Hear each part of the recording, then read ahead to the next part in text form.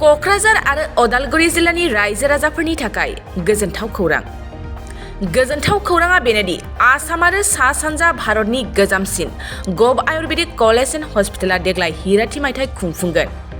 बे गोथार सानखौनो लोब्बा लाखिनानै बिटिआर हालामाव खोमसि फोथायनाय, जौ लोंना देहायारि नोरजिया जानाय, ड्राग्स जाना नोरजिया जालांनाय, दायना दायनि खोमसि फोथायनाय, सावस्रिनि थाखाय नांगौबादि राहा गैयै थासारिखौ नोजोर बोना बिथांमोना बेसेन नाङै देहा मेडिकेल चेकआपजों लोगोसे सांग्रांथि मेल खुंफुंनो थाखाय दुलाराय बर' फरायसा आफादनिफ्राय हेफाजाब नागिरदों। बेखौनो नोजोर बोना मैया गुवाहाटी जालुकबारियाव थानाय गभ आयुर्वेदिक कलेज एन्ड हस्पिटालाव दुलाराय बर' फरायसा आफादा नुजाथिहैना गभ आयुर्वेदिक कलेज एन्ड हस्पिटालनि गोरायुं डक्टर प्रणबज्योति बैश्य आरो क'अर्डिनेटर डक्टर प्रकाश कुमार बर्मनजों गोबां गोनां बाथ्रा सावरायनायखौ नुनो मोन्दों।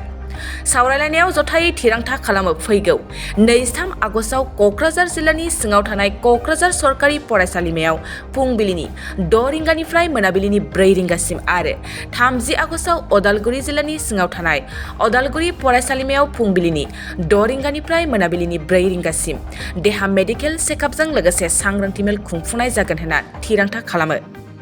बै सानखालि सा 20 गुबुन बिफाननिफ्राय डक्टरफ्रा बाहागो लागोनखौ मिथिनो मोन्दों।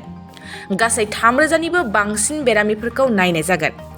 देहायारि जेंना थानायखौ थांलाय फैलाय रोगाथाइनिबो राहा खालामना होगोन होनना जोंनिसिम खौरां सौफैदों।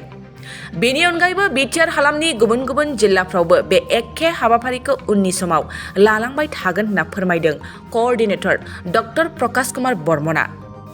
गभ आयुर्वेदिक कलेज एन्ड हस्पिटाला बे गिदिरथार थांखिखौ जाफुंहोनो थाखाय बिटिआर सरकार आरो दुलाराय बर' फरायसा आफादनिफ्राय हेफाजाब होनो थाखाय खावलायनाय लेखा मैया दुलाराय बर' फरायसा आफादनि आफादगिरि दिपेन बर'नि दैदेननाय मोनसे हानजाया गुवाहाटी जालुकबारियाव थानाय गभ आयुर्वेदिक कलेज एन्ड हस्पिटालनि गोरायुं डक्टर प्रणबज्योति बैश्य आरो क'अर्डिनेटर डक्टर प्रकाश कुमार बर्मनजों गुवारै सावरायलायनायखौ नुनो मोन्दों।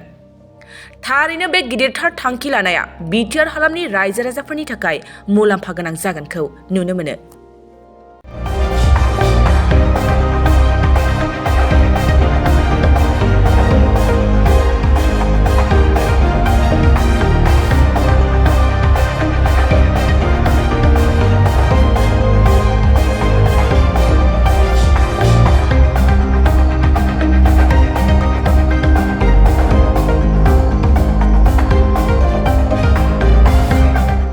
गोजोनथाव खौरां।